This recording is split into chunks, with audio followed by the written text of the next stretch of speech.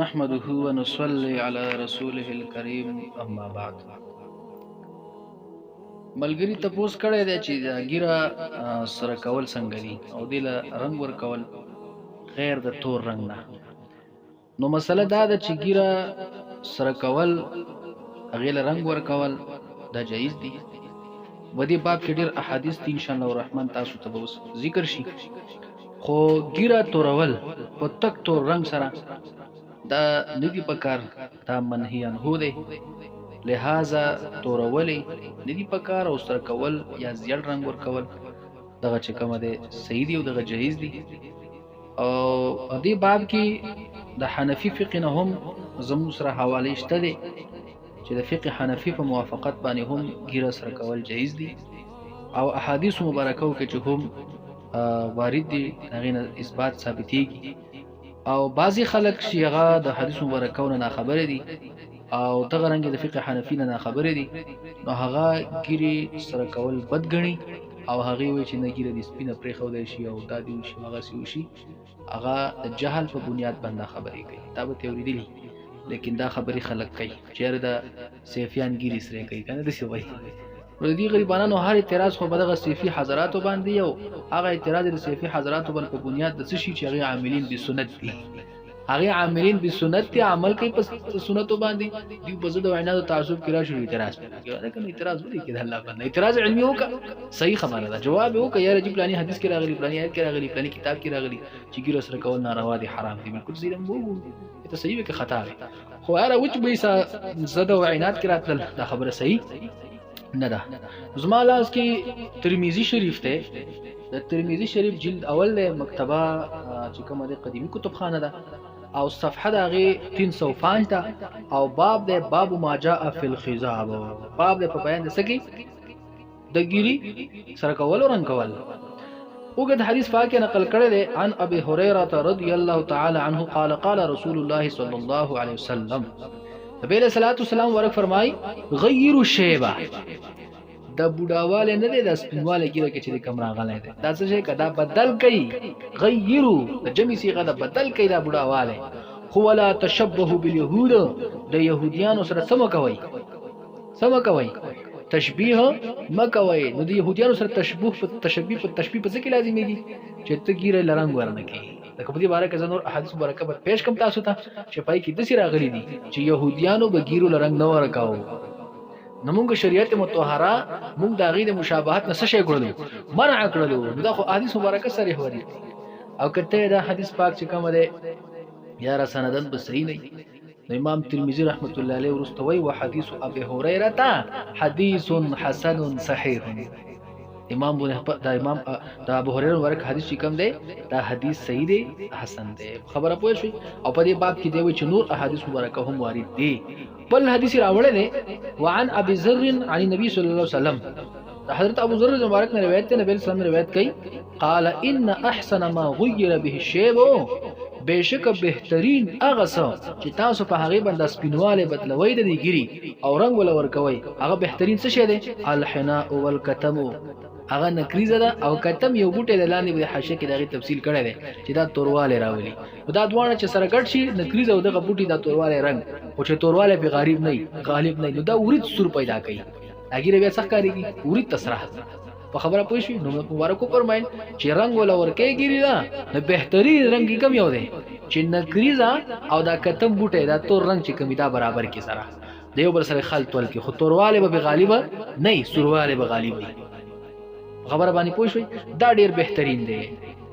امام ترمذي فرمای هذا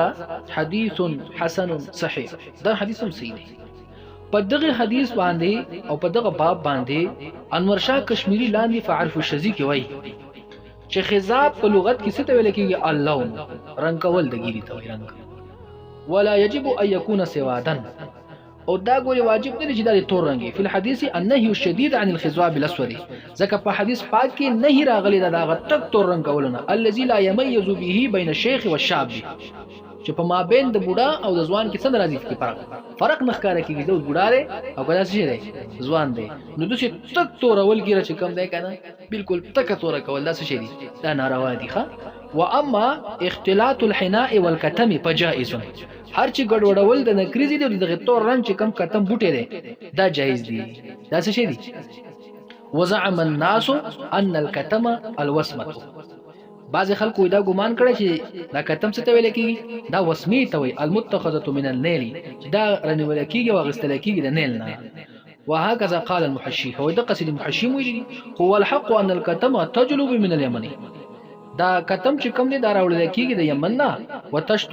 وتشدد الاحمريه للسواد دا سورواله خسي واکي سورواله څه کوي خسي واکي تورواله نه راولي ماته ته وی دا چې سره کله ګډ وډ شي د نکری سره نو ورید سورواله پیدا کوي اس ورید سرخکاری کنه والوسمه اذا لم تكن اسود اشد سواته او وسمه چې بدس شان باندې تک تور نه او ويتيميز بين الشيخ والشاب فجائزه او وسمه دسي تور باندې چې بالکل تک تور نه چې فرق راولي په مابین د چا کې د بوډا سړي کې او د ځوان سړي په منځ کې نو بیا څه شي ده فجائزه دام چي ده کما فی موطا محمد لك په موطا امام محمد کې دي دا التمشته مان راوستری دي په سب په جن نمبر 1 صفحه نمبر 293 کې چوغوري الته ذکر کړی دي او په کوم باب ذکر کې باب خضاب اللحيه باب خضاب اللحيه هغه باب کې ذکر کړی دی خبره پوښوي او په کتاب الاثار کې هم شته امام محمد رحمت الله علیه حواله د تپیش کوم نو چوړو خلاصې تاسوله چې ګیره سره کول دا جایز دي په دغه حدیث مبارک باندې ثابت شوله او دغه رنګ وسمه په دې شان باندې لګول چې تک تورواله به نه راولي بلکې د ځوان سړي ګیره تک توري او د بوډا کارنګ ولور کې بیا هم سخت کاریږي هغه تورواله په غریبه نه په دغه شان سره په موطا کې ذکر دي دا څه شي جایز او دغه رنګ په کتاب الاثار د امام محمد کې ذکر دي دا وا امام ترمذی رحمۃ اللہ علیہ دا رنګ زما په لاس کې کتاب دے سنن ابي داود دا امام ابو داود رحمۃ اللہ علیہ جلد ثانی دے مکتبه قدیمی دا او صفحه نمبر 225 او باب دے باب فی الخضاب دا هم دغه باب دے باب د شاکی خضاب کی او دغه حضرت ابو هريره مبارک حدیث راوړل دی یا بلغ نبی سلام چې دا حدیث رسول نبی علیہ الصلوۃ والسلام ته قال ان اليهود والنصارى لا يسبغون نبی اسلام مبارک فرمایل چې يهوديان او نصارا ګیرو لرنګ نه ورکي فخالفوهما سما امتيانو دې وسو ورګي خلاف کوي نو سوار کا ګیر لرنګ ورکا نو چې تک سپینه پرې دي مخالفت د يهودو نصارو بګراشي نو ته خلاف په دغه نقصان کې واقع شوی چې مخالفت د يهودو نصارو سره نه کړي اولاد اعتراض باغ خلکو باندې کې چې نبی سم فرمان عمل کړي چې غیرو هاذا شی عجب ده یار عجیب علم دی عجیب انصاف دی الله دې پی کې دغه معترضین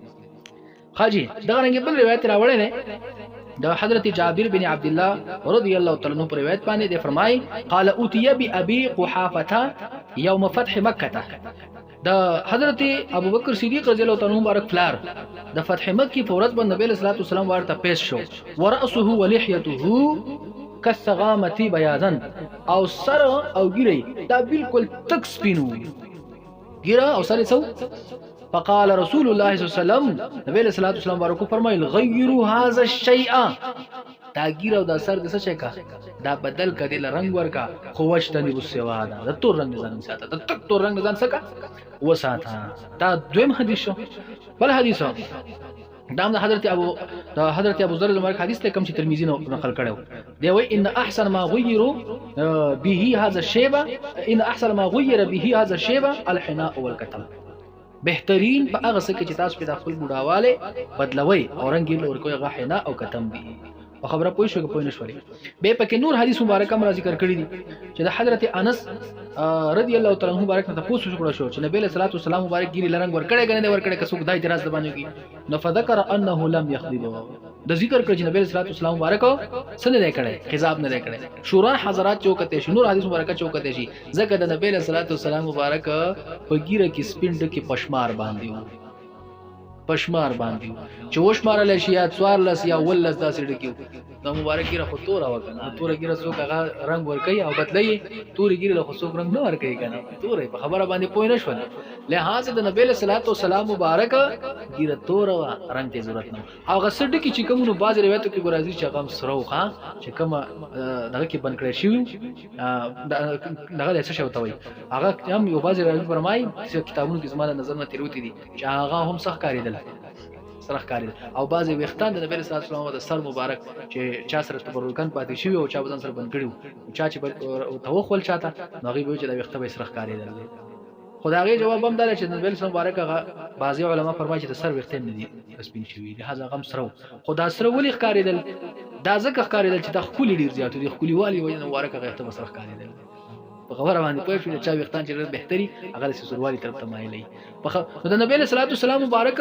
ګيري تور اول ګيري سره کول ته سر سره کول ته ضرورت نه راغله عائشہ بسې حکم خورته کړه کنه ته چې په پیل په سيزن قولي حدیث نه مانی او قولي حدیث کو مقدم نه په علی باندې دستا حجب علم د دې متری سیم ها خدای انس فرمایي چې نبی صلی الله علیه وسلم ورکو خضاب نه کړه ځکه ګیره نه سپینه شوی خو ولکن قد خضب ابو بکر و عمر رضی الله عنه خو په تحقیق سره خضاب لګول دي چا ابو بکر رضی الله عنه او عمر رضی الله عنه د دوانو څخه کړي دي خضاب کړي دي ګیرو رنگ کړي دي لہذا دغه د صحابه کرامو عمل شو نور هم چې کم دي چې احادیث په دې باب باندې نقل کړي نور کتابونو کې ډیر زیات متعدد روایت دي د ګیری د رنگ کولو مبارک دغه احادیث مبارک شول لہذا یو منصف انسان د فردا فکرې دا زما په لاس کې بل کتاب دی کتاب الاثار د امام محمد رحمت الله علیه په دې کې چې کم دي د مختلفو روایت راوړي او تا جلد نمبر 2 دی او صفحه نمبر چې کومه ده 767 باب الخضاب بالحناء والوسمه دا باب الاول دی باب الخضاب بالحناء والوسمه وګد روایت نقل کړي د حضرت عثمان بن عبد الله قال اتتنا ام سلمة زوج النبي صلى الله عليه وسلم بمشاقه من شعر رسول الله صلى الله عليه وسلم دای مبارک فرمایي چې موږ ته نبی اسلام مبارک بیبي مبارک حضرت ام سلمہ رضی الله تعالی عنها سو تیلې شان راوړل چې بای کې د نبی اسلام مبارک د سر وختان مغزوبه بالحناء ګوره پکې د براره چې غل سور کړو رنگ یو ور کړو په نکري سره اسناد صحیح دی ښا لاندې ناکې توي بل حدیث پاک راوړل حماد رحمه الله فرمائے قال سألت إبراهيم عن الخضاب بالوسمة قال بقرة طيبة ولم يرى بذلك بأسا فدي سره سباكي ونغنو او قال محمد وبه نأخذ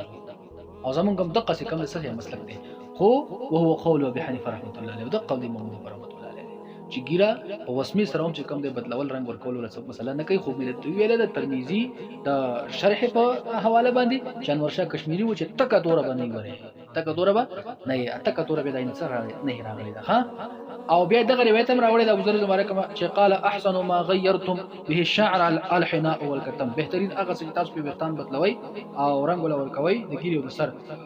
اصل شی د حنا او کتم دی نکریزه نه او دغه یو بوټی دی چې دا ور سره برابر کړی شي او رنگ ولا ورکړي شي دا د کتاب الحصار د امام محمد رحمت الله علیه حواله دا رنګي زمو سره په دې باره کې بل د امام جلال الدین سیوطی رحمت الله علیه الحاوی الفتاوا دا حواله ډیره زیاتې د خدای دا تاسو کوم دی صرف ستاد اطمینان او د وخت کمبود او د باز حکم په بنیاد باندې ذکر کوم الحاوی للفتاوا جلد نمبر 1 ته مکتبه رشیدیه ده او صفحه نمبر 73 ده په دې کې لدنه تاسو شوی چې آیا سړی خپل ګیری لاوستر لرنګ ورکول شي دا جایز دي کنه جایز دي الجواب دی وای خضاب الشعر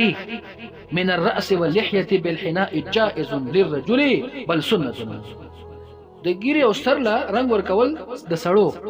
دا جایز دي بلکې سنت دي صرح به النووي في شرح المهذب نقلا عن اتفاق اصحابنا پدې بن خود د شوافع اتفاق ته او د شوافع په اتفاق باندې دا مسله چې کوم څه کړی دا راوړی دا ورد فيه الاحاديث الصحيحه او پدې خضاب اللحيه کې صحیح حدیث وارد صحیح حدیث په دی باندې وارد دي چې کوم هغه ایو حدیث لاغین راوړل په صحیحینو کې یعنی په بخاری او مسلم کې دی حضرت ابو هريره ورکړی حدیث ته نو سمر فرمای ان اليهود والنصارى لا يسبغون يهوديان او نصارى بسنه کول ګيري بینران کول فخالفوهم دلیو سو کوي مخالفت وکي اته د کوم مخکې روایت ما ذکر کړو د حضرت ابوبکر صدیق صاحب د پلار چې داغه ګیره سره و نبی صلی الله علیه وسلم فرمایي دغه حدیث هم دلته راوړل دی جابر بن عمر په روایت باندې او په مسلم شریف باندې حواله ورکړی ده چې ما مسلم په خپل صحیح مسلم کې ذکر کړی دی خبره پوه شئ لہذا دا مسله دلته ذکر کړي اجکل نبی اسلام ورته مخامخ شو ورته فرمایل غیروا هذا وجتنی سوا دا یا ګیره دی بدل کا رنگ ولا ورکه خطور رنگ ولا نه ورکه د قرنګي امام جلال الدین سیوطی رحمت الله علیه په الحاویل الفتاوی جلد نمبر 2 مکتبه رشیدیہ صفحه نمبر 37 کی فرمائی وعن النبي صلى الله عليه وسلم قال اختزبوا فإن الملائكة يستبشرون بخزاب المؤمن اے مؤمتیانو تاسو ګیرو له څه شی ورکي رنگ ورکي ځکه ملائکه په ګیری پر رنگ ورکول د مؤمن باندې خوشالي چې مؤمن خپل ګیری له څور کی رنگ ورکي ودی باندې خوشالي وقال ابو طيبه رضي الله تعالى عنه نفقة درهم في سبيل الله ب700 درهم ونفقة درهم في خزاب اللحية ب7000 ده فرمای چې یو نفقه د درهم کول په لار د الله تعالی کې چې یو درهم ورکي دا په 100 ثواب ته تعالی درکې په 200 ته بدلیږي یو درهم د الله په لار کې صدقه کول د دې بدله ته بل په 200 درکې خود به فرمایله د قول داسې دي چې یو درهم دی د خزاب اللحی د ګیری رنگ کولو مبارک ورکو باغی د ځان نه کړی د واغستو یو درهم دا به الله تعالی چې کوم په 1000 باندې بدل کې ثواب بدل کړي ب7000 ٹھیک شو جی ابو طیبہ روایت ته نقل کړي امام دایته سي وعلي النبي صلى الله عليه وسلم نبی اسلام روایت راوړي قال اذا دخل المؤمن في قبره چې کله مؤمن مسلمان په خپل قبر کې کی خودل شي او هو مختزب بالحناء او د ګیره رنگ کړي او ګیرله چې کوم نکریز ور کړي په نکریز رنگ کړي آتا هم منکرون و نکیر دی مړی ته منکر او نکیر راشي فقال له او دنه تپوس کوي من ربک وما دینک ومن نبیک دا چې تاسو نه دیږي نفيقول منکر لنکیر په پرشتہ چې یو نوم منکر دی دا منکر دی نکیر تو فرمایي